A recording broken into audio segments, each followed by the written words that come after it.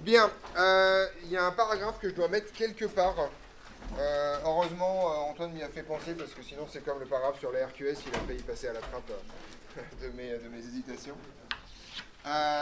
Qui est en fait la définition d'un certain nombre de vocabulaire qu'on a utilisé en partie avant, et en fait qui sont des mots de chimie que vous êtes censés connaître à un moment donné, et donc je vais tous les mettre là.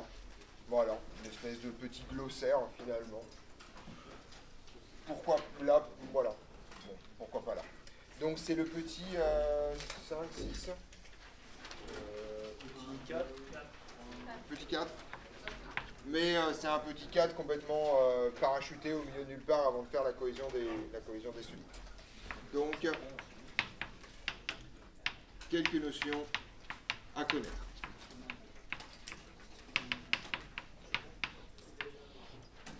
Donc vous pouvez largement considérer que c'est un paragraphe que j'ai oublié de faire. Enfin en tout cas, dont chacun des bouts est un truc que j'ai oublié de faire à un moment donné ou à un autre. Mais parce que le nouveau programme ne se prête pas bien à ces choses-là. Donc on est parti. Donc c'est juste pour en préciser les notions. Par ailleurs, je vous ai dit une connerie hier. Donc je vais, en faisant la définition que je vais vous donner maintenant, vous allez comprendre pourquoi j'ai dit une connerie. Donc, première chose, je pense que je vous ai jamais défini la notion d'atome. On est d'accord? Voilà. Donc on est parti. On appelle atome un édifice constitué d'un noyau entouré d'électrons. Donc, petite remarque, comme j'ai dit vraiment une bêtise hier, j'ai confondu avec molécule. Un ion peut être un atome. D'accord? Ça correspond à ça. Donc, par exemple, je ne sais pas, ça c'est un atome, ça c'est un atome, ça c'est un atome. Voilà. Oui. On peut fermer, je pense que c'est plutôt du côté de Benjamin que ça se passe. Les rideaux. Oui, non, je sais pourquoi, t'inquiète pas. Voilà. Donc en gros, un atome peut être un ion peut être un atome, d'accord? Ce qui peut être une molécule, pour le coup. On est d'accord là-dessus? Voilà. Ça c'est la première définition. C'est probablement celle que vous avez vue au lycée, si jamais vous avez une définition propre un jour de ce truc-là. Voilà. Alors, je vais continuer là-dessus. On va appeler élément, en fait, une famille, plutôt qu'un concept, en fait, qui va regrouper tous les atomes qui ont le même nombre de protons dans le noyau. C'est ça qu'on appelle un élément. Donc un élément, c'est pas un objet, c'est une famille, d'accord? C'est un regroupement, c'est un ensemble. On appelle élément l'ensemble des atomes ayant le même nombre de protons dans le noyau. Le nombre de protons s'appelle comment? Oui. Je vais dire qu'on peut entourer d'électrons et 0, ça marche. Voilà. On va dire, par extension, s'il y a 0 électrons, ça marche aussi. Je suis d'accord avec toi que H pose quelques problèmes. C'est effectivement le numéro atomique.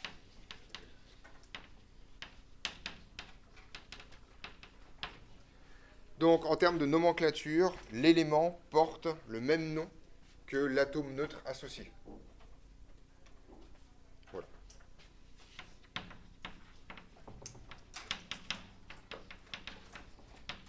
Porte le même nom que l'atome neutre associé. Donc, par exemple, l'élément oxygène. Donc, ça, je vais vous donner un exemple parce que c'est quand même relativement important. Vous prenez par exemple l'élément fer.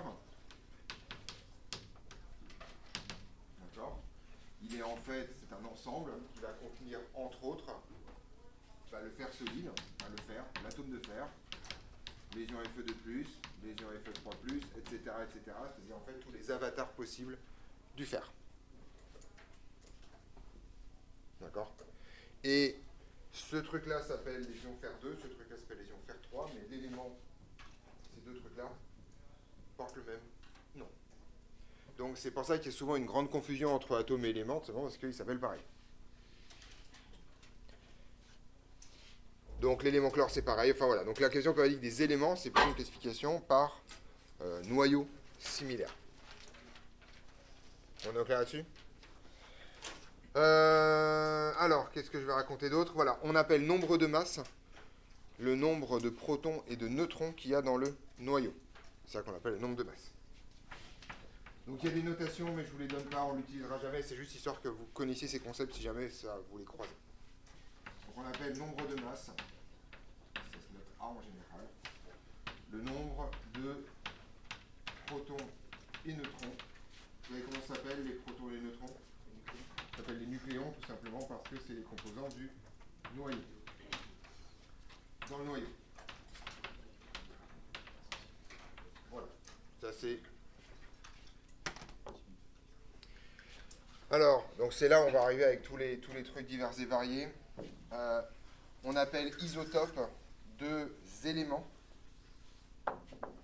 qui ont le même, enfin pardon, deux espèces, pardon, qui ont le même numéro atomique, c'est-à-dire qui procèdent du même élément, mais qui n'ont pas le même nombre de masses. On appelle isotopes deux atomes de même numéro atomique,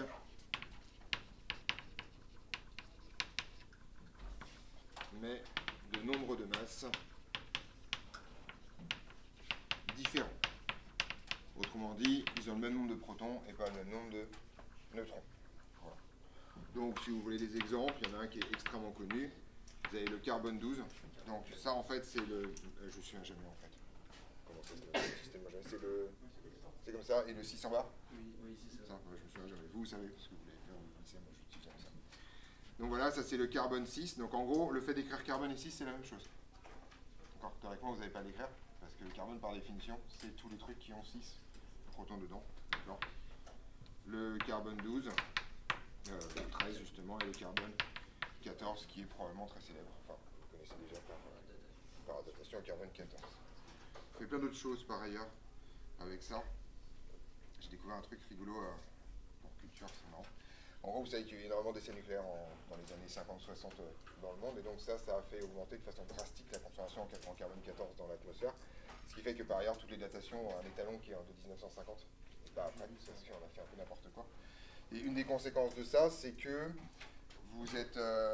en fait, c'est assez drôle, en partie, parce que pour les gens de mon âge en particulier, et un peu plus vieux, en fait, vous pouvez regarder la concentration de carbone 14 dans les cellules, et donc savoir si elles ont été renouvelées ou pas.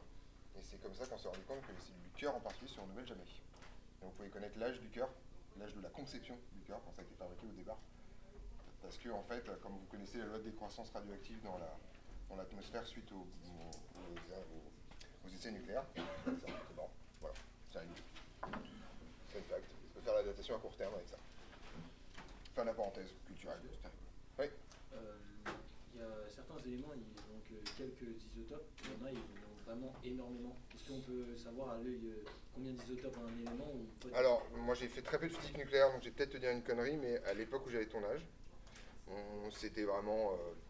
on a des zones de stabilité, on sait qu'il y a des trucs, mais en fait, on ne sait pas trop. Parce que les trucs dans le bac, c'est pas super clair. Alors l'idée, c'est que plus le numéro atomique est élevé, plus tu peux faire d'isotopes, tout simplement parce que tu as plus de place. On croyait, encore une fois, c'est pas un domaine que je connais très bien, donc ça se trouve ça a changé, mais on croyait à l'existence d'un domaine de stabilité. Après, plus loin, sur les propriétés nucléaires, on n'est pas... en tout cas, dans moi, ce que j'ai appris, mais c'est des connaissances qui datent, donc avec prudence. Dans moi, ce que j'ai appris, ça, en tout cas, c'était pas très convaincant, le caractère prédictif de cette histoire-là. Voilà. Mais ça se trouve, c'est daté. Donc je mets des parenthèses de prudence ici. Donc, petite remarque, ce paragraphe-là sert uniquement si un jour vous tombez sur le mot isotope dans un sujet et que vous ne savez pas ce que c'est. Voilà. Donc, je sais que théoriquement, ça a été fait au lycée, mais au moins, je recolle une couche. Qu'est-ce qui me manque? Il me manque ça. Donc, on appelle corps simple. Corps simple. Non, pardon, il me manque un bout avant. Excusez-moi.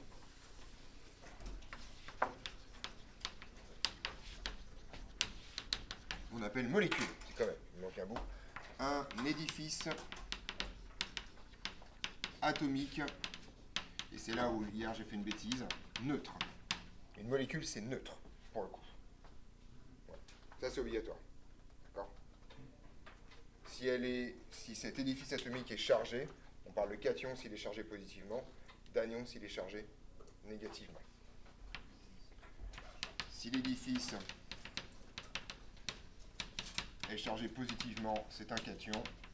Si l'édifice est chargé négativement, c'est un anion. Il n'y a pas de cercle. Donc, petite remarque, donc contrairement à celui d'hier, je suis vraiment désolé, là pour le coup j'ai dit une bêtise. Un atome peut être chargé, d'accord, mais par contre une molécule, elle, n'a pas le droit d'être chargée. Hier je vous ai dit j'aurais dû écrire ion partout quand j'écrivais atome, mais en fait factuellement c'est dedans. Voilà. Je suis pas sûr.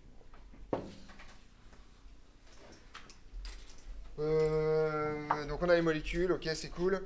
Donc ensuite on va appeler corps simple un corps pour le coup. Donc là vraiment c'est un objet, un liquide, un gaz, un truc quoi, d'accord, qui n'est constitué que d'un seul type d'atome. Voilà, c'est ça qu'on appelle un corps simple.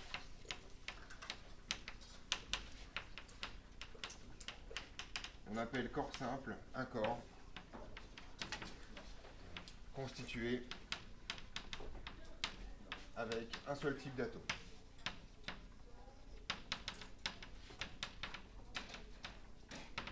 Donc là, en termes d'exemple, vous en avez plein. Le dioxygène, par exemple, c'est un corps simple. Voilà. J'en sais rien. Le fer solide, c'est un corps simple.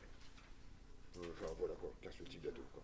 Voilà. H2O n'est pas un corps simple, parce qu'il y a du H et du O, d'accord. On définira ce que c'est. Voilà, bah, je vais le faire ici, ça sera fait. Il y aura trop de même endroit. On appelle corps pur un corps qui est constitué que d'un seul type de molécule.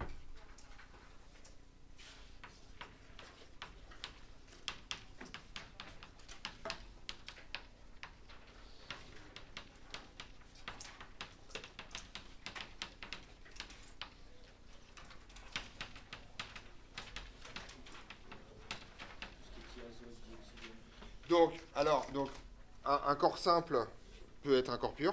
Le dioxygène est un corps pur. Et un corps simple par la même occasion. Mais l'eau liquide est un corps. Enfin, l'eau, une phase liquide, par exemple, l'eau liquide, c'est un corps pur, mais c'est pas un corps simple. Voilà, c'est ça, c'est juste une petite nuance. Donc, H2O liquide est un corps pur, mais pas simple. Par contre, effectivement, le dioxygène en tant que tel est à la fois un corps simple et un corps pur. Voilà. Bon, c'est pas fou. L'air n'est ni un corps simple, ni un corps pur, puisque c'est un mélange. Oui. Il y a des corps purs qu'on trouve dans l'état naturel. Bah, l'eau. Oui, mais souvent il y a d'autres. Ah, ouais, là. Ça dépend le degré de pureté, qu'on va dire. Mais encore une fois, on travaille avec des modèles là pour le coup. Hein. Mais en fait, en vrai, probablement pas. Voilà. Si tu cherches la moindre impureté quelque part, non. Voilà. La réponse est probablement non. Je dis des ouais, non. J'essaie de trouver un exemple où je me dis, mais il va falloir que je me batte beaucoup, j'ai l'impression. Voilà. On est d'accord sur tout ce vocabulaire-là? Alors en fait, le point d'accroche avec ce cours, il arrive maintenant. Voilà. En fait, c'est ça. On va appeler variété allotropique, puisque c'est ça la question de cours qui est dedans. Voilà, elle est là. On appelle, enfin, c'est le dernier truc dont je vais vous parler, on appelle variété allotropique de corps qui ont la même formule brute, mais qui n'ont pas la même structure cristalline. C'est ce qu'on appelle une variété allotropique.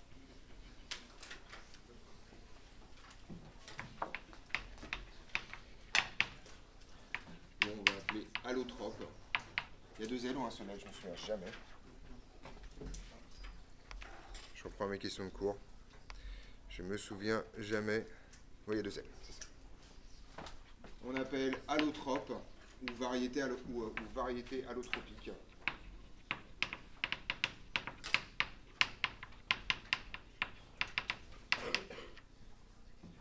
De corps solides, même de corps cristallins,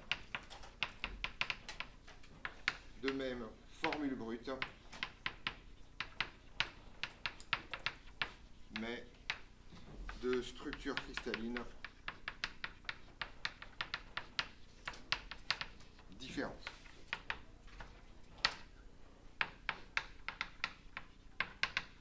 Voilà ce que c'est que deux variétés allotropiques. Alors vous en connaissez vous connaissez probablement un exemple extrêmement célèbre de deux variétés allotropiques. Enfin, alors, donc il y en a deux en fait des exemples que vous connaissez fort bien. Essayez d'en trouver un au moins, ça serait sympa. Deux trucs, même formule brute, structure cristalline différente. On dit que ça n'a pas la même tronche quand même à l'arrivée. Alicia? Tout à fait, le diamant et le carbone. Le diamant et le graphite, qui sont tous les deux effectivement du carbone, d'accord? Donc bien sûr, le plus précieux c'est le graphite, parce qu'on peut faire des barbecues avec. Le diamant, on ne peut rien faire avec, c'est complètement pourri ce truc. Je sais pas pourquoi ça fascine les gens, un truc avec lequel on peut rien faire, mais bon, c'est pas très grave. Voilà. Mais donc... Hein? Ouais, on fait des trucs avec le diamant, d'accord. On aiguise des couteaux avec, je valide. Ouais. Non, on fait des trucs avec le diamant. C'est quand même fascinant. Petite remarque, c'est pas simplement une distinction théorique, quand même, vous savez très bien que le diamant et le graphite, ça n'a pas du tout les mêmes propriétés, d'accord, hein? C'était la Saint-Valentin hier, si vous avez offert une bague en graphite à votre partenaire, en général, ça passe moyen, quoi. Voilà. Donc, 3000 de crayon avec un petit coup de cuivre, c'est rarement aussi sympa. Hein? C'est aujourd'hui? J'en ai tellement rien à foutre que voilà, je sais pas. Mais non, mais parce qu'hier, en fait, pendant le DSD... Non, mais en fait, je vous dis ça parce que pendant le DSDPC, il y a une rose qui est arrivée, qui est repartie. Enfin, la personne est repartie sur la rose, mais enfin, voilà, il y a eu une scène surréaliste pendant le DS d'info des PC, donc je me suis dit que ça devait être hier. Mais visiblement, c'est aujourd'hui. Voilà. Ah, c'était une rose. Une rose, oui, il y a une, voilà. Une rousse, non, quand même. Du coup, je me disais quoi? J'ai un minimum de correction quand même, on se calme, voilà. Donc, alors on n'offre pas des gens, même pour la Saint-Valentin, ça ne se fait pas. Voilà, c'est pas ça. Voilà. On offre des fleurs vaguement, mais sinon ça s'arrête. On est d'accord sur les variétés allotropiques. Une autre que vous connaissez très bien, en fait, c'est la glace et la neige. Alors il y en a, si mes souvenirs sont exacts, il y a 8 versions. Il y a 8 variétés allotropiques de l'eau solide qui vont donner toutes les possibilités de neige, de glace, de machin chose, etc. etc. La glace qu'il y a dans votre congélateur, c'est la glace 3. D'accord? Voilà, c'est la catégorie numéro 3. Voilà. Ils sont numérotés par chiffre romain, c'est pas compliqué. Je ne sais pas. Je dois t'avouer que je ne sais pas. Voilà. Donc en gros, vous savez par contre très bien que la glace dans votre frigo ne fait pas des flocons en particulier. Vous n'avez pas la même structure fractale dans ces histoires.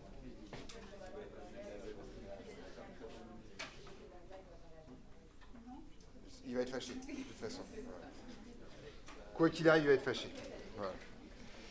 On est d'accord là-dessus sur la variété allotropique. Donc c'était un peu le rapport avec ce cours, parce que ce truc-là est dans vos questions de cours à un moment donné ou à un autre. Et je me suis dit que c'était l'occasion de revenir sur tout le vocable que vous êtes censé connaître en chimie. Oui.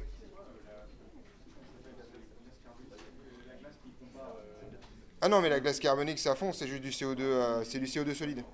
Non, c'est du CO2 solide. Ce qu'on appelle la glace carbonique, c'est du CO2 qui est à très basse température et donc qui est solide. Ah, parce que la température de fusion est très basse. Le carbone, ça doit être solide à... le CO2, ça doit être solide à, je ne sais pas. Ça doit être 65 Kelvin, un truc comme ça, à la louche. Donc en gros, c'est super froid, quoi. Voilà. Et donc une fois que c'est là, bah, t'es content, quoi. Voilà. Et comme voilà, la chaleur latente est assez élevée, c'est compliqué à faire fondre, donc ça va garder les choses très froides, très bas, quoi. Voilà. Ça te permet d'avoir, en particulier, c'est utilisé quand tu veux vraiment faire un choc thermique très fort, parce que pour le coup, les différences de température sont très brutales. Et voilà, enfin, ça c'est... Ouais.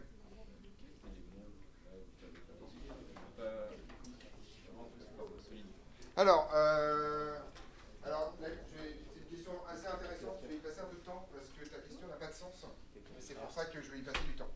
Donc, la question de Morgane, mais j'ai jamais y arrivé, hein, de Morgane, c'est quels sont les éléments qu'on ne peut pas mettre sous forme solide. D'accord. Alors, on va revenir là-dessus. On en reparlera quand on fera la thermo, mais je peux en reparler maintenant, ça vous fera le plus grand bien. Déjà, il faut bien comprendre que ta question, elle n'a pas de sens parce qu'a priori, les éléments, ça n'existe pas en tant que tel. Ce qui existe, c'est les phases qui vont avec, les corps purs, les corps simples qui vont avec.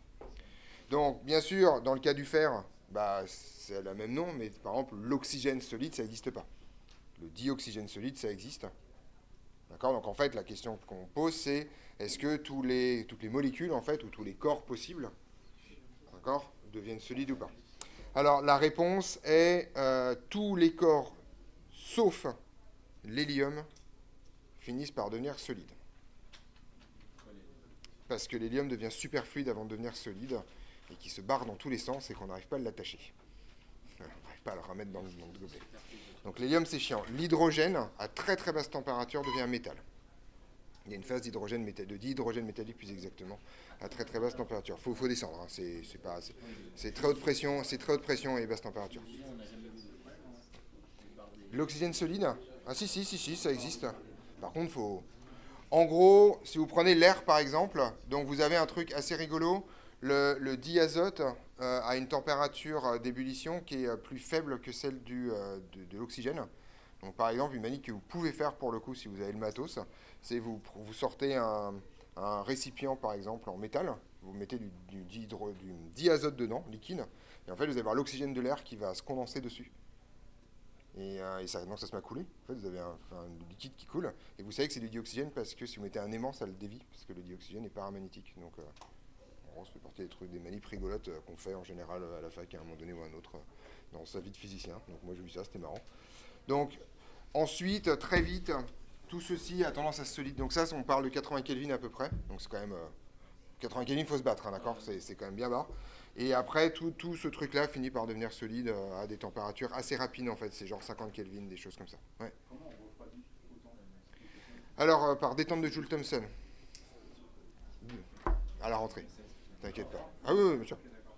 C'est grosso modo, c'est toujours le même principe. Hein. Tu as une circulation, tu refroidis, voilà. Donc, enfin, alors, il y a deux façons. Le diazote, tu vas d'abord le refroidir à une certaine température, d'accord, juste dans un frigo en fait, globalement, et après tu pompes dessus.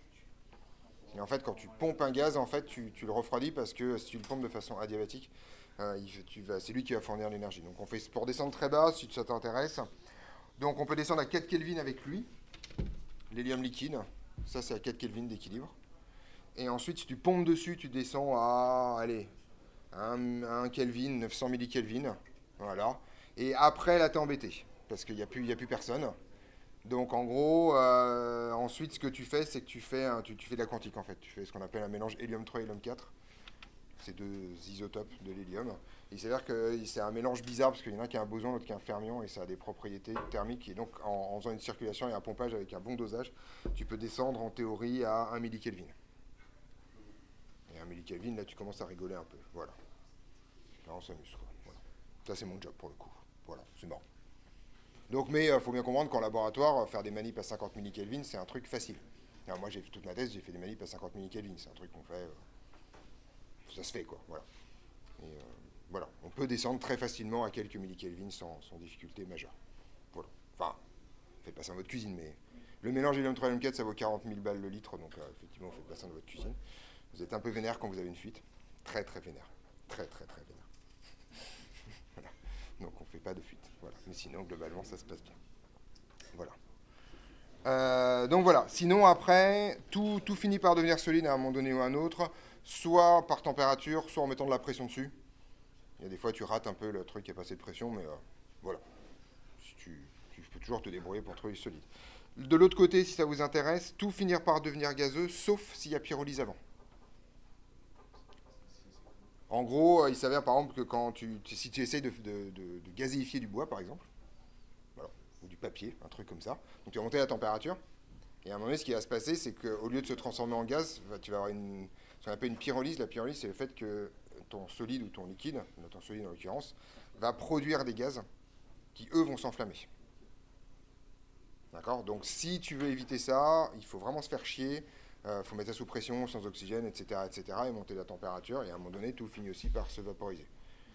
Bon, c'est un amusement très faible de faire vaporiser du boulot après, surtout parce que tu peux pas virer le dioxygène qu'il y a dedans. Donc au bout d'un certain temps, voilà. Mais par exemple, quand on fait du charbon, le charbon de bois, c'est un peu le genre de truc qu'on fait. En fait, tu fais brûler des trucs en absence d'oxygène et donc tu vires tout ce qui va désinguer. Il ne te reste plus que la partie combustible. Voilà, c'est standard. Donc sinon, tout finit à un moment donné par se vaporiser sans aucune forme de problème. Hormis ce mécanisme-là. Ça, c'est un truc important à comprendre pour votre culture. Un liquide et un solide ne brûlent pas, jamais. Il n'existe aucun liquide ni aucun solide qui brûle. Ce qui brûle, c'est des phases gazeuses. Donc en gros, quand vous pouvez éteindre une allumette dans l'essence. Il faut faire vite, mais il n'y a pas de problème. D'accord? Il faut faire vite. Hein. Parce que c'est des vapeurs au-dessus qui s'enflamment. D'accord? Non mais ça marche, hein, je veux dire, vous prenez un jerrycan d'essence, vous jetez une allumette dedans, il ne se passe rien. Par contre, voilà, il faut que ça aille vite. Faites pas ça chez vous, s'il vous plaît. Enfin, voilà, dites pas que c'est moi. Voilà, oui. C'est quoi du feu? Du feu, c'est simplement du gaz à haute température. C'est juste ça. En gros, ce qui se passe, c'est que n'importe quel corps émet du rayonnement électromagnétique en fonction de sa température.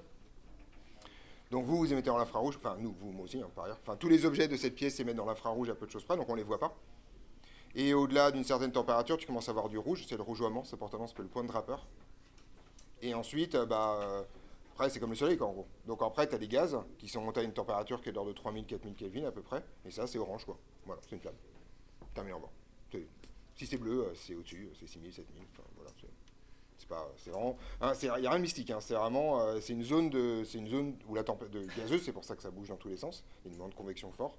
Où la température est suffisamment élevée pour que ça émette dans une zone où toi, tu vois le rayonnement électromagnétique. Okay. Rien de plus mystique. Ouais.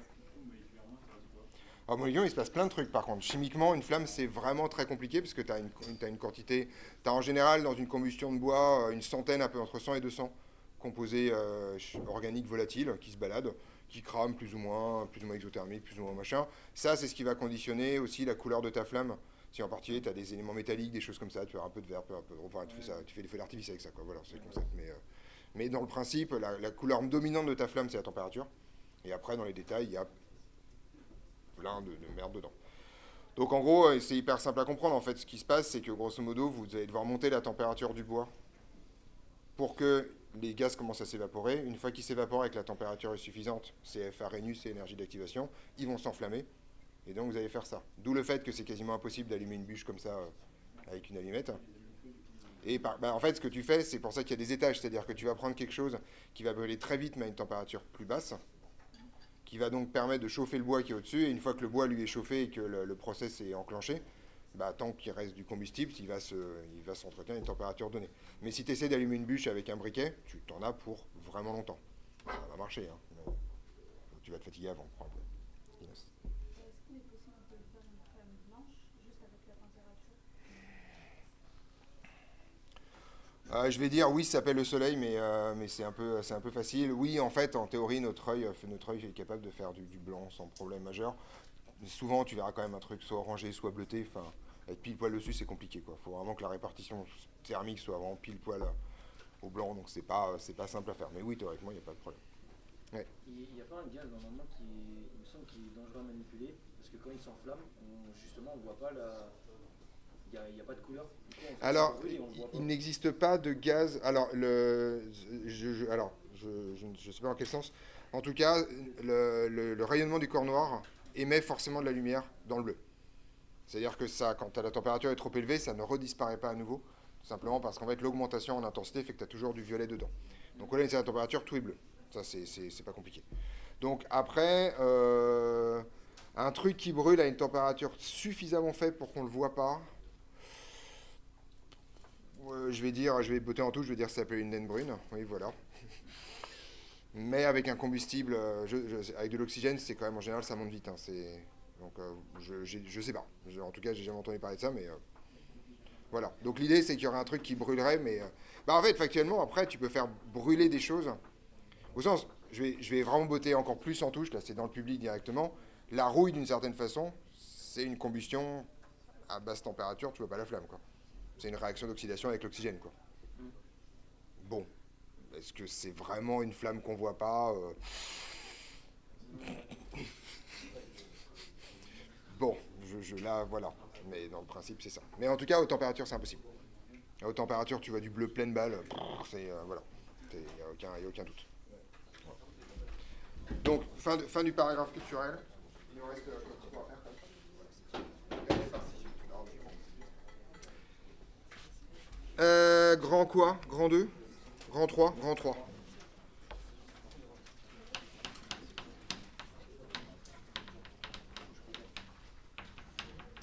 Donc, nous avons vu vaguement la semaine dernière la cohésion des liquides avec les interactions de Van der Waals et de liaison hydrogène. D'accord? C'est une physique qui n'est pas très riche, la cohésion des liquides. Il n'y a pas beaucoup d'interactions, il n'y en a que 2, comme vous avez pu le constater. La cohésion des gaz nous intéressera très peu. On en fera un tout petit peu. Non, en fait, on n'en fera pas, mais voilà. Grosso modo, on considère qu'un gaz, il n'y a pas de cohésion. Donc voilà, c'est terminé. Voilà.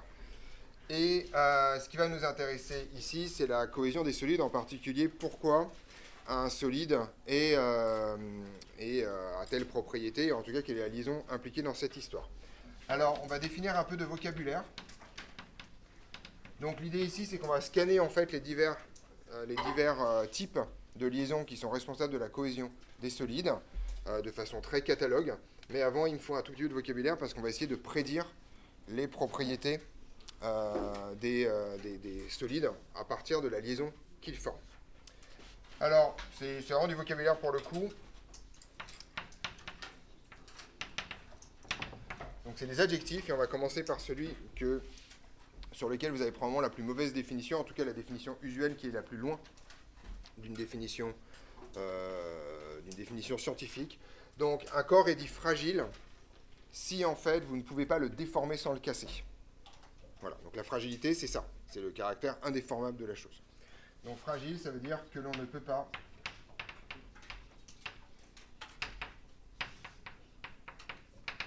déformer sans le casser.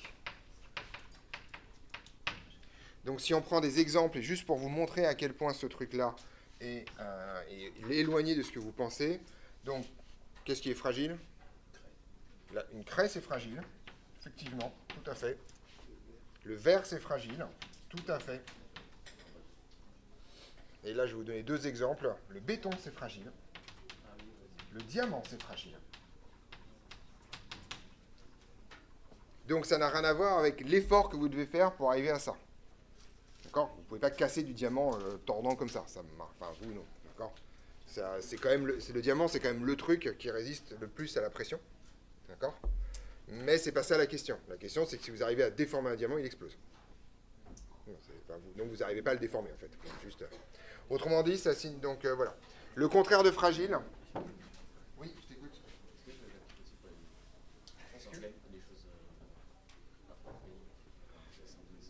Bah après, ça dépend. Le bois, c'est fragile, mais certains types de plastique ne le sont pas. Enfin, voilà. Une feuille, c'est pas fragile. Ça, c'est pas fragile du tout. Tu peux la plier, la tordre, ça casse pas, quoi. Voilà. Ça, c'est le degré 0 de la fragilité. La question, c'est ça. C'est est-ce que tu peux la déformer sans la casser. Tu peux la déformer sans casser. Aucun problème. Essayez de faire ça avec du verre. Ça marche pas. Voilà, c'est pas compliqué. Voilà. Donc l'opposé de fragile, c'est ductile.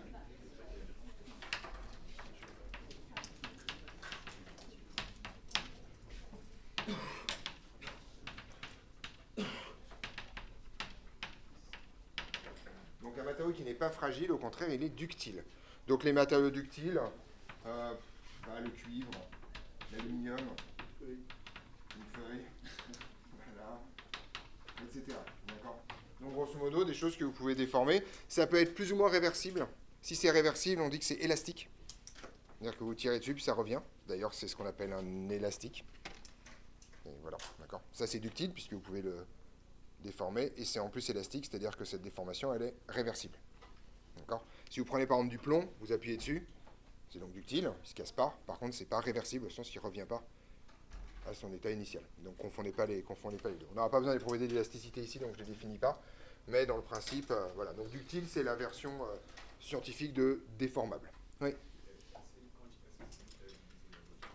Oui, c'est ça. C'est juste que tu peux pas leur... Voilà. C'est juste que tu as cassé les liaisons à l'intérieur. Voilà. C'est-à-dire que la cohésion du solide n'est plus assurée sur la ligne de rupture. Si tu veux vraiment casser, quoi. Enfin, là, pour le coup, c'est cassé au sens cassé, quoi. Voilà. On est parti.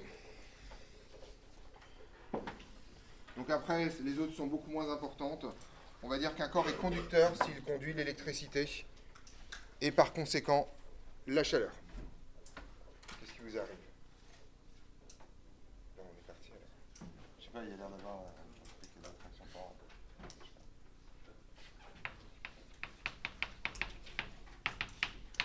On dit qu'un matériau est conducteur. Donc on l'a déjà vu ça, a priori. Si et seulement si il conduit l'électricité. L'opposé c'est quoi? Isolant. Donc c'est opposé à isolant. Alors ça, on ne vous l'a peut-être pas appris, mais le fait qu'un corps conduise l'électricité fait qu'il va conduire aussi la chaleur. Tout simplement parce que les électrons de conduction transportent également de la chaleur. Et donc c'est pas du tout un hasard si, grosso modo, les métaux sont à la fois des bons conducteurs d'électricité et des très bons conducteurs thermiques également, ou que les très bons isolants thermiques sont ici des très isolants électriques. Oui.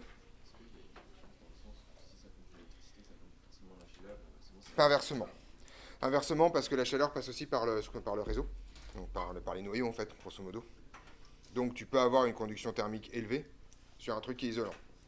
Si vous avez fait ce que je vous ai dit, vous êtes peut-être lavé les mains avec vos gants en latex pendant les cours de chimie. Donc vous vous rendez compte que le latex est un très très mauvais isolant thermique. D'accord. Par contre, c'est un très très bon isolant électrique. On ne fait pas de fil électrique en latex, plus qu'à preuve du contraire. Enfin voilà, on ne fait pas ça. Donc voilà. Donc c'est pas le contraire, ça dépend vraiment de comment c'est foutu à l'intérieur. Donc par contre, isolant électrique implique, au contraire, conducteur électrique implique conducteur thermique. Oui. Ça vient. Ouh, vaste programme. Vaste programme. C'est le reste. C'est le reste. Voilà. En fait, on vous a appris que le premier principe, c'est un principe de conservation de l'énergie, ça, c'est pas ça. Le premier principe, c'est qu'il n'y a que deux façons d'échanger de l'énergie avec l'extérieur, soit par du travail mécanique, soit par le reste. Le reste, c'est la chaleur. Enfin, c'est pas compliqué. Donc. Mais thermo, on n'a pas de problème. Là, on a du temps. Qu'est-ce que j'ai d'autre là-dessus? Température de fusion, ça c'est déjà fait. Conduction, température de fusion, voilà, c'est bon, j'ai tout. Voilà. J'ai fini pour mes deux petites définitions. Et donc maintenant, ce qu'on va faire, c'est qu'on va essayer de regarder les... Ouais, c'est ça. Les 4 types de liaisons. À l'intérieur des solides. Et on va regarder comment ça se passe. Donc, petit 2, je vais les faire dans l'ordre des questions de cours. Les liaisons covalentes. Ok. Cristal covalent. Alors, je vais la faire une fois, cette définition, puis après je ne les fais plus. D'accord? On appelle cristal covalent un cristal dont la cohésion est assurée par des liaisons covalentes. Je l'écris ou...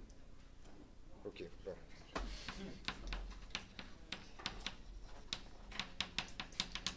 Un cristal est dit covalent si sa cohésion est assurée par des liaisons covalentes. J'ai vraiment l'impression d'avoir écrit une définition qui ne sert à rien, mais c'est vraiment pour vous faire plaisir. D'accord. Alors, les exemples sont relativement multiples. Vous avez le carbone, effectivement, donc le diamant, par exemple. Voilà. Vous avez grosso modo tous les éléments qui sont à droite de la classification périodique. Donc, vous avez le soufre, avec un solaire, puisqu'on ne souffre pas. Voilà. Vous avez...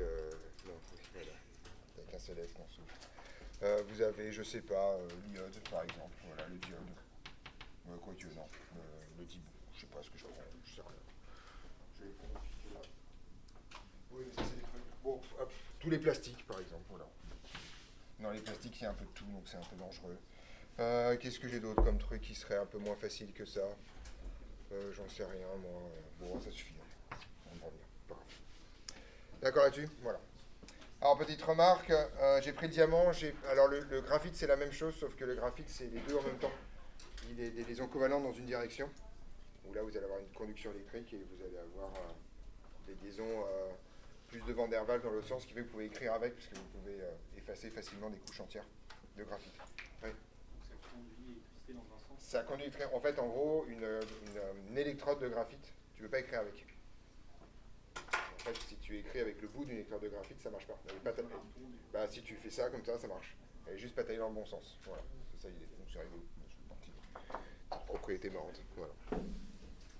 Donc vraiment, quand vous écrivez avec quelque chose, en particulier avec un truc solide comme le graphite, c'est que vraiment vous détachez des couches de graphite et que vous les collez sur la feuille par électricité-statique. C'est vraiment, c'est con quoi. Enfin, c'est comme du Tipex, sauf que c'est, bah, quand vous gommez, vous dispersez le truc, c'est tout. C'est électrostatique, donc c'est pas attaché en fait. Enfin, donc juste vous frottez quoi. Alors, vous pouvez faire ça avec votre doigt, hein. C'est juste dégueulasse parce qu'en général il y a de l'humidité, donc vous avez plutôt tendance à faire boire le truc. Mais une gomme, c'est juste un truc sec qui vous permet de frotter sans foutre de la flotte dessus quoi. Bon, voilà. C'est pour ça que ça, voilà. C'est pas compliqué, ça marche quoi. On est d'accord là-dessus ? Alors, maintenant, on va se souvenir des choses. Donc ça signifie, donc si on fait un espèce de dessin un peu quelconque, ça signifie que grosso modo, vous avez un espèce de truc comme ça, voilà. Votre cristal, c'est ça à l'infini. Le problème, c'est que la liaison... Donc maintenant, ça va avoir des conséquences assez fortes. En fait, tout ce que vous savez sur la liaison covalente va avoir des conséquences assez fortes sur les propriétés précédentes qu'on a vues sur le cristal. Déjà, la première chose, la liaison covalente est une liaison plutôt forte. D'accord ? C'est plutôt costaud. Donc ça signifie que la température de fusion de ces cristaux-là va en général être assez élevée. D'accord ? Donc les conséquences, c'est que... Donc là, on va se faire une liste, hein, mais on va comprendre les choses. Donc, la liaison covalente est forte.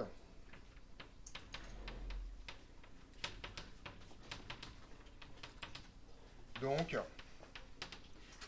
conséquence, les températures de fusion vont être élevées. Alors bien sûr, c'est toutes choses restant égales, et alors là, c'est extrêmement variable d'un corps à l'autre, donc c'est plutôt des grandes généralités.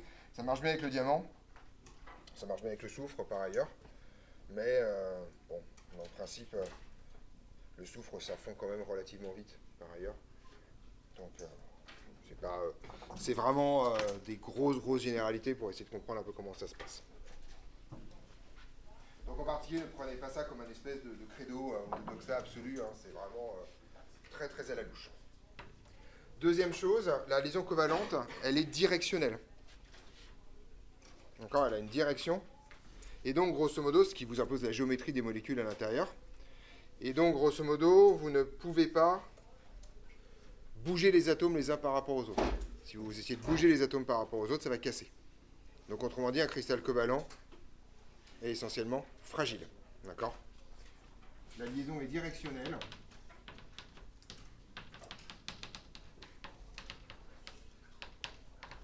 Donc, vous allez avoir, en fait, des cristaux fragiles.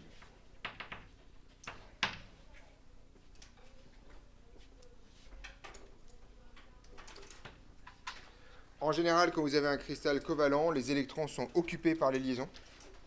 Ils ne se baladent pas. Et donc, vous avez un cristal qui est, vu que les électrons ne sont pas disponibles pour se déplacer, il est isolant. Donc, les électrons sont en général coincés dans les liaisons.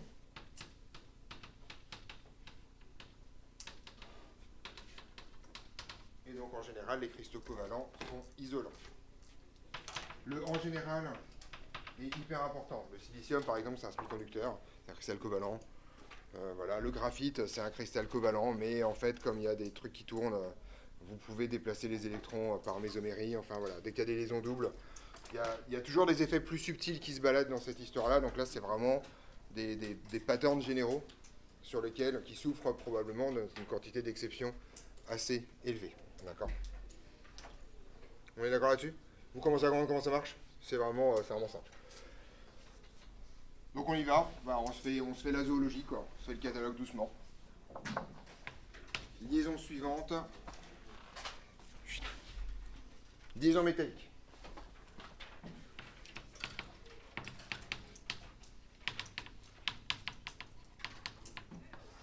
Donc un métal est un cristal qui, dans la cohésion, est assuré par la liaison métallique, mais là pour le coup vous ne savez pas ce que c'est, donc il va falloir que je vous dise ce que c'est. Donc je vous décris ça d'abord. Donc un métal a sa cohésion assurée par la liaison métallique, parce que c'est la liaison des métaux. Alors, il faut que je définisse c'est que cette liaison. La liaison métallique, c'est pas très très compliqué. C'est une liaison où en fait... Alors, si vous regardez où sont les métaux, majoritairement je parle des métaux de transition, ils sont au milieu, ils sont surtout assez bas. Donc en fait, ça vous raconte que c'est des éléments qui ont une quantité d'électrons qui est assez énorme.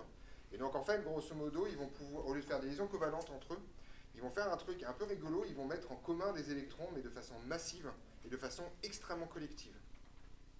Donc en gros, quand vous avez formé un métal, vous allez en fait faire sortir une quantité d'électrons plus ou moins importante du nuage électronique de chaque atome, et vous allez créer une espèce de gigantesque mer d'électrons.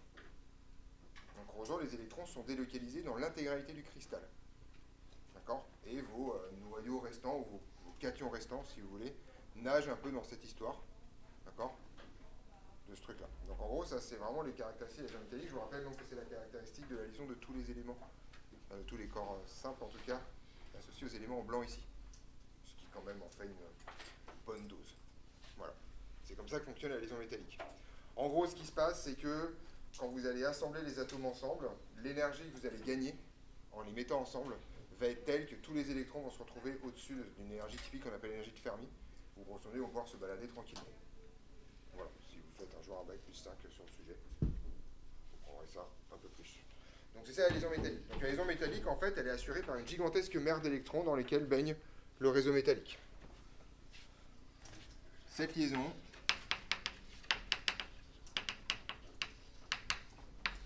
est assurée par une gigantesque mer d'électrons. Ça s'appelle comme ça, hein, c'est le vrai terme technique. Hein. Mer, M-E-R, Charline. C'est pas la maman, d'accord, c'est l'océan, d'accord, voilà. Donc une mer d'électrons dans laquelle baigne le réseau. Donc on ne se trompe pas d'orthographe, vu la suite de la phrase. Voilà.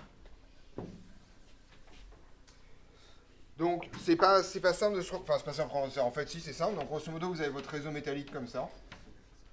Vous avez des espèces de votre réseau métallique. Et puis vous avez des électrons comme ça qui se baladent tout autour. Je sais que vous détestez quand les profs font ça avec une crêpe, parce que vous ne pouvez pas faire ça avec vos stylos. Mais voilà, mais je le refais quand même. Voilà. Donc en gros, les électrons se promènent un peu partout. On est d'accord là-dessus ? Alors, cette liaison, elle est pas très forte, d'accord ? Oui. Baigne le réseau. Voilà. Cette liaison est moyennement forte, on va dire. C'est quelques dizaines de kilojoules par mol.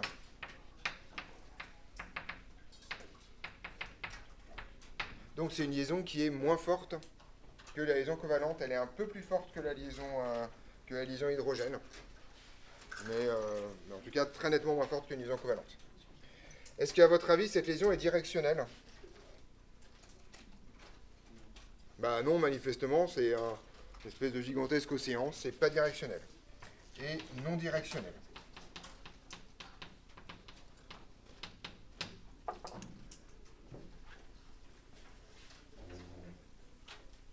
Vous allez avoir les conséquences immédiates. Les métaux sont donc... Enfin, les métaux. Exactement. Première propriété sur la température de fusion. Une température de fusion qui va être comment ? Non. Pas très forte. Donc elle va être en tout cas plutôt basse. Ouais. Disons que si tu veux commencer à faire fondre du graphite par exemple, ou du diamant, c'est 25 000 Kelvin à peu près. Les métaux sont tous fondus avant. En tout cas, faire fondre un métal, c'est accessible à l'industrie humaine depuis très longtemps. Voilà, fondre de l'or, du cuivre. Voilà. Faire fondre du diamant, c'est une autre conversation. Une très très grosse autre conversation. D'accord, voilà. Donc température d'ébullition, on va dire moyennement élevée. D'accord, on va faire ça comme ça, s'il y a que ça pour se faire plaisir. Donc en gros, vous savez qu'il existe des métaux qui sont liquides à température ambiante, c'est le cas du mercure, il n'y en a pas beaucoup. Vous savez qu'ensuite, il est extrêmement facile de faire fondre Je ne l'ai plus, ça va me revenir. C'est ça, du gallium, voilà. Il est extrêmement simple ensuite de faire fondre de l'étain, par exemple. C'est avec ça qu'on fait des soudures. Il est extrêmement simple de faire fondre ensuite du cuivre, par exemple, c'est plus haut. D'accord. Pareil qu'il y a du bronze, etc., etc. Faire fondre du fer, c'est un peu plus compliqué, il faut monter en température, mais c'est pas non plus inaccessible complètement.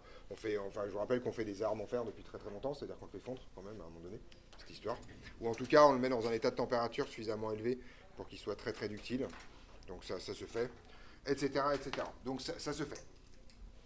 Deuxième chose, est-ce qu'ils vont être ductiles? Hein? Oui.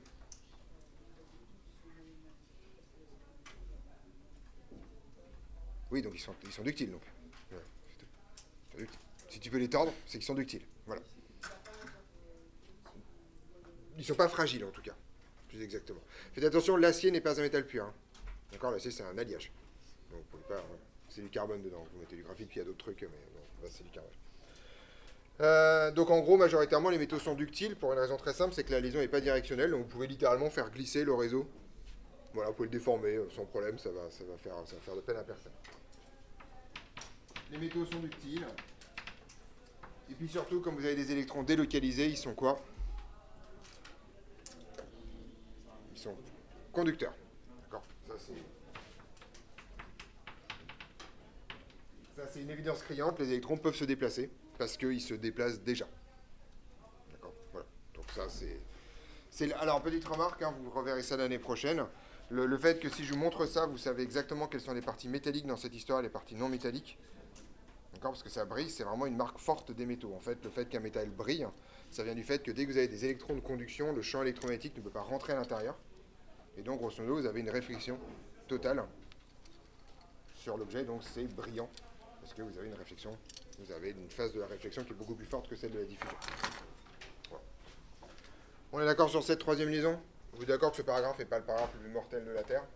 C'est juste qu'on essaie de relier la nature de la liaison aux propriétés macroscopiques, c'est plus ou moins rigolo. Petit 4, si je ne me trompe pas, la liaison ionique. Gagné. Alors, la liaison ionique, c'est simple, c'est une cohésion qui est assurée par l'attraction électrostatique entre les cations et les anions. Donc cette liaison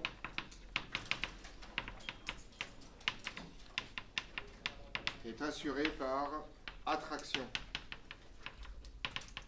électrostatique entre anions et cations. On prend un exemple de ça. Un cation et un anion qui se mettent ensemble pour former un magnifique cristal. Ouais. Le sel, NaCl, effectivement. NaCl qui est en fait Na+, Cl-.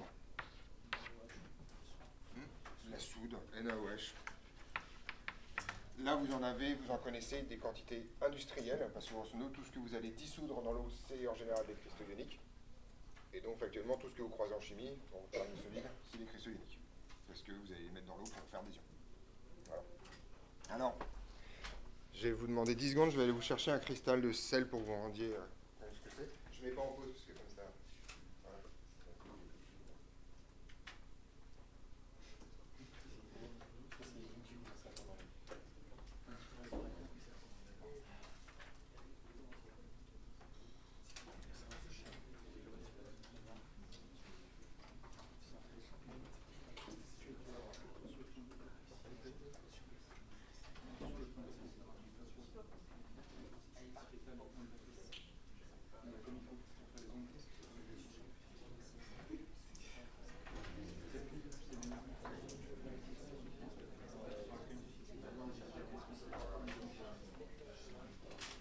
Je leur dirai. Voilà la bête. Voilà un cristal de NaCl. Donc vous constatez que vous avez deux types d'atomes, des tout petits et des très gros. Et ça, c'est un truc hyper important à comprendre, j'en ai déjà parlé hier. En fait, les gros atomes, c'est les anions. C'est les chlorures. Et les sodiums sont ça, c'est à taille réelle, enfin c'est à échelle réelle plus exactement. D'accord ? Donc en haut, vous voyez que contrairement à ce qu'on pourrait penser, en particulier en regardant la classification périodique, vous voyez que le sodium est là et que le chlore est juste sur la même ligne. On pourrait s'attendre plus ou moins naïvement à ce que le chlore et le sodium aient la même taille. Et là, vous voyez qu'il y a un rapport quasiment 2 entre les rayons, d'accord, et quasiment donc 8 entre les volumes. Donc c'est tout petit. Vous constatez également que ça, c'est assez intéressant si vous le regardez comme ça. Les chlorures et les sodiums se touchent. Dans le modèle des sphères dures, c'est là où il y a la connexion de contact. Vous remarquez que les sodiums n'ont aucune chance de se toucher. Les plus proches voisins, c'est ceux-là. Enfin, le sodium le plus près, celui-là, c'est dans cette direction-là. C'est juste. Par contre, les chlorures, eux, ils ne se touchent pas, non. C'est pas loin, mais ils ne se touchent pas. Donc ça, c'est un truc hyper important à comprendre. C'est que dans un cristal ionique, de façon extrêmement générale, les anions sont très très gros par rapport aux cations. Et que, en fait, les anions et les cations se touchent, mais par contre, les anions n'ont pas le droit de se toucher. Si vous avez 2 anions qui se touchent, la répulsion électrostatique va détruire le cristal. Donc, autrement dit, ce que vous constatez ici, c'est que cette structure-là n'est pas autorisée, avec du sodium, pour des anions qui seraient plus gros que les ions chlorures. Tout simplement parce que, vous voyez que si vous faites gonfler ça, à un moment donné, ici, ça va se toucher. On est d'accord? Donc ça, c'est un truc important à retenir dans la liaison ionique, en plus du reste. C'est que, donc c'est ces 2 informations-là que je remets ici. Donc en général, alors, c'est même pas en général en fait, c'est toujours vrai. Donc les anions sont toujours plus gros que les cations. Les anions et les cations se touchent.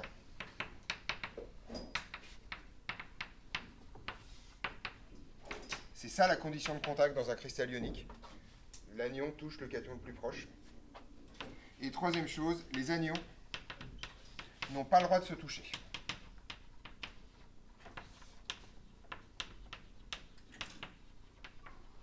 La relation qui découle de ça porte un nom, s'appelle la relation de non-contact anion-anion. C'est en dehors de votre programme.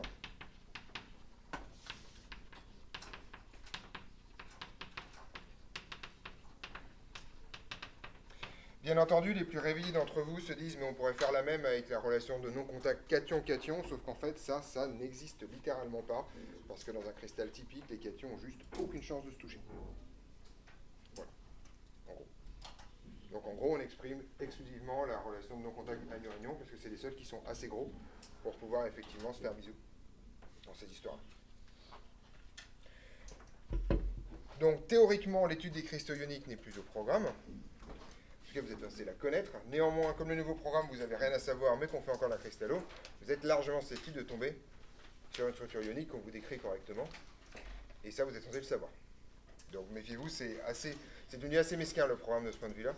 Parce que justement, vous avez probablement plus de choses à savoir faire.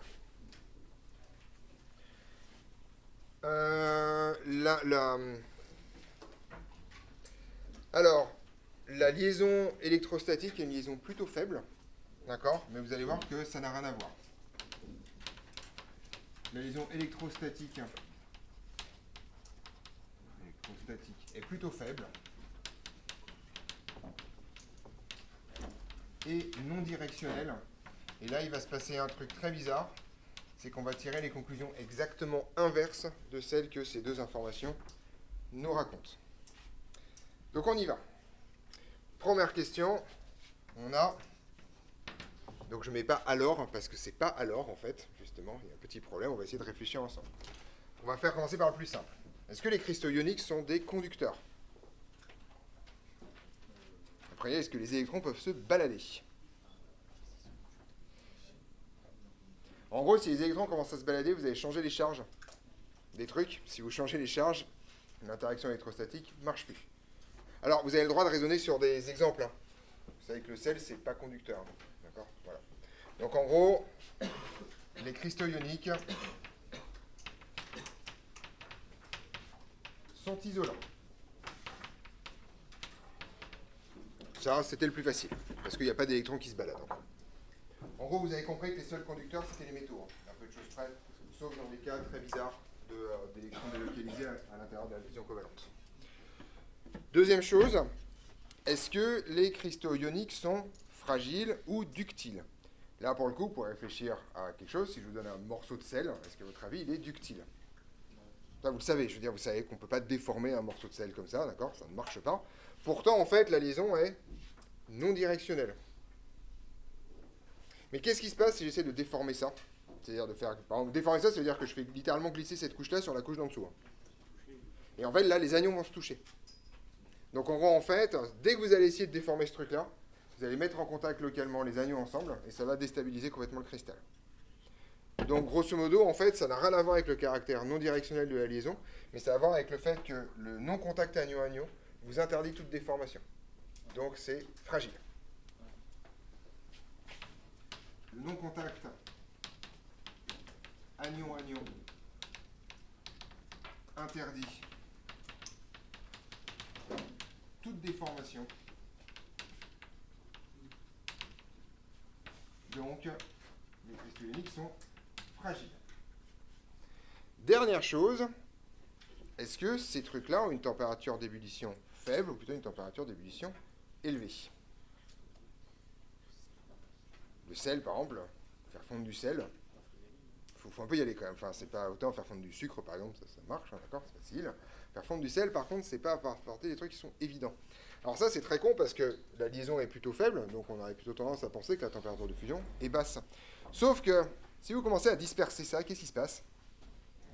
Est-ce que vous pouvez disperser des cations et des anions comme ça sans rien?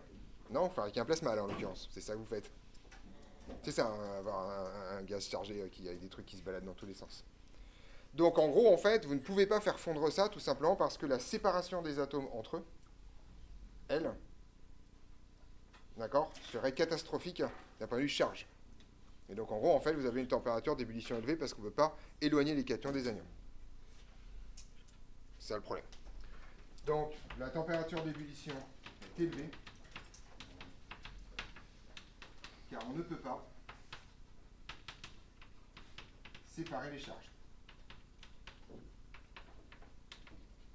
Pas parce que c'est trop fort, mais parce que structurellement, c'est impossible. Donc vous n'avez pas le droit d'avoir des cations qui se promènent tout seuls dans un coin et des anions qui se baladent tout seuls dans un autre coin. Petite remarque, si vous les foutez dans la flotte, par contre, c'est terminé.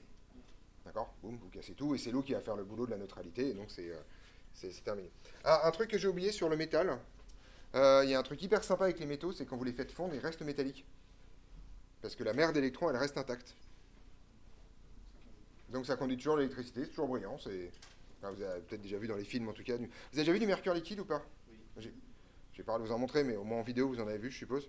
En vrai, non. Si vous avez envie d'en voir en vrai, parce que c'est très très impressionnant, si un jour vous allez à Barcelone, d'accord? Vous connaissez Barcelone? Voilà, d'accord. Donc bien sûr, vous pouvez y aller pour faire les kékés sur les Ramblas, ça c'est le truc normal, voilà. Mais si vous avez à un moment donné autre chose à faire que faire les kékés sur les Ramblas, vous pouvez aller au musée Miró. Oui, c'est déjà un peu plus élevé, mais voilà. Et dans le musée Miró, il y a une fontaine de mercure. Sous verre, ne vous inquiétez pas, d'accord? Vous ne mourrez pas. Voilà. Et c'est absolument impressionnant parce que le mercure n'a pas de torsion de surface, donc ça coule pas pareil que de l'eau. Ça fait plein de petites gouttes en fait. Ça fait pas de, c'est pas comme de l'eau quoi. Ça fait des trucs bizarres. C'est hyper impressionnant à voir. Et vous avez littéralement c'est du métal. Enfin c'est comme dans Terminator 2 quoi. Si vous voulez, vous avez un truc. Voilà ça. Vous voyez de quoi je parle? Oui c'est bon, ça existe encore ce truc. Voilà. Donc voilà. Donc c'est ça. Donc si un jour vous passez à Barcelone, allez au musée Miró, d'une part parce que Miró c'est beau, mais aussi parce que comme ça vous verrez une fontaine de mercure. D'accord? On est OK là-dessus? Et en fait, assez curieusement, là, on n'a pas fait grand-chose en termes de liaison moléculaire. En fait, je vais spoiler la suite, en termes de cohésion des solides, parce qu'en fait, la quasi-totalité des solides que vous croisez dans votre existence sont des solides organiques. Le bois, les tables, voilà, les plastiques, etc., etc. Et que la cohésion de ces trucs-là est assurée par des interactions moléculaires. Autrement dit, du Van der Waals, de la liaison hydrogène, et d'autres saletés comme des ponts disulfures, etc., etc. D'accord? Et donc c'est la dernière. Et ces trucs-là, ça va s'appeler des cristaux moléculaires. Ça.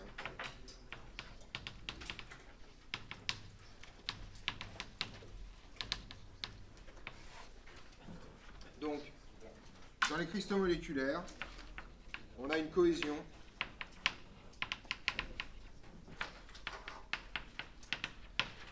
assurée par Van der Waals et les liaisons H. Et puis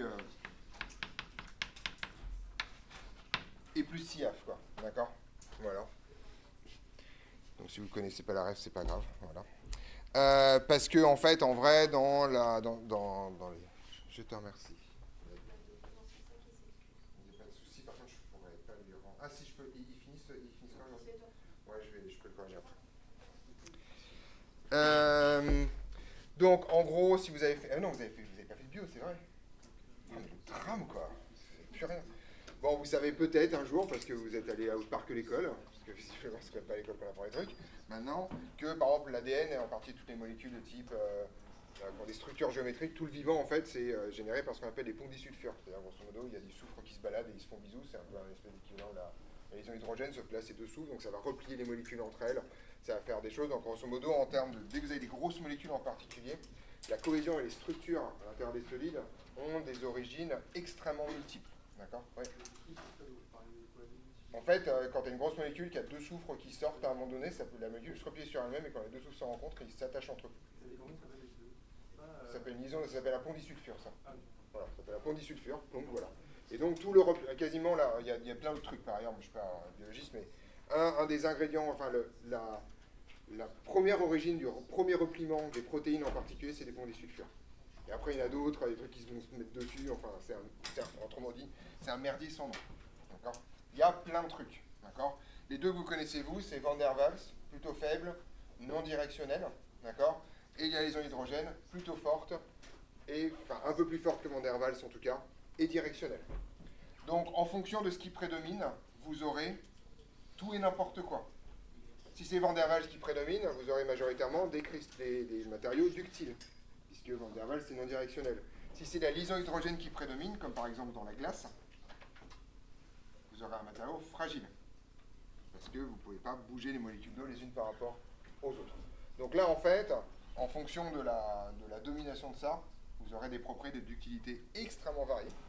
En fonction de la prédominance de ça, vu que ça c'est plutôt faible et ça c'est plutôt costaud, vous aurez des comportements extrêmement variés en termes de température de fusion. J'ai pas écrit température d'ébullition quelque part à un moment donné, là.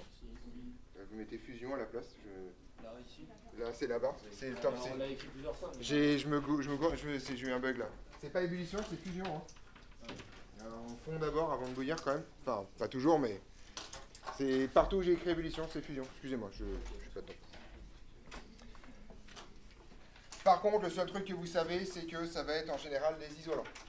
Tout simplement parce que vous n'avez pas d'électrons qui se baladent. Les électrons sont là pour former les molécules. Et après, ils se baladent plus. Oui. Et plus CIAF.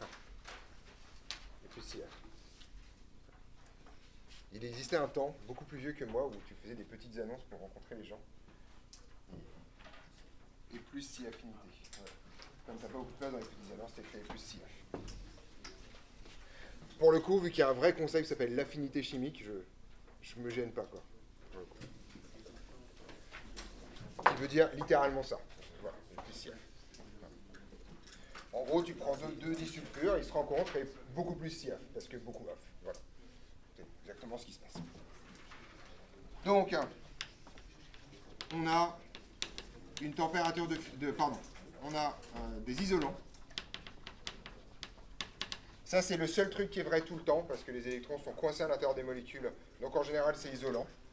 Et pour le reste, des comportements très variables en fonction de la prédominance Van der Waals liaison H.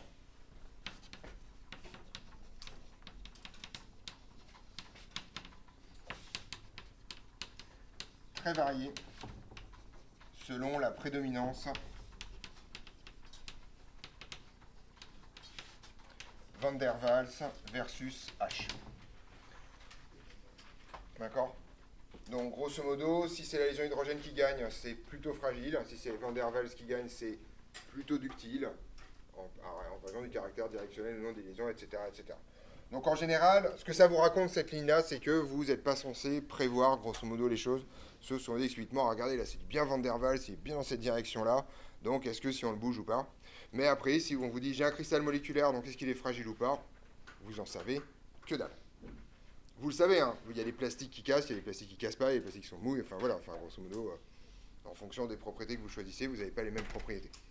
La température d'ébullition, c'est littéralement la même chose, il y a des choses qui résistent à des températures élevées, des choses qui vont fondre très vite, etc. etc. Donc c'est extrêmement vrai.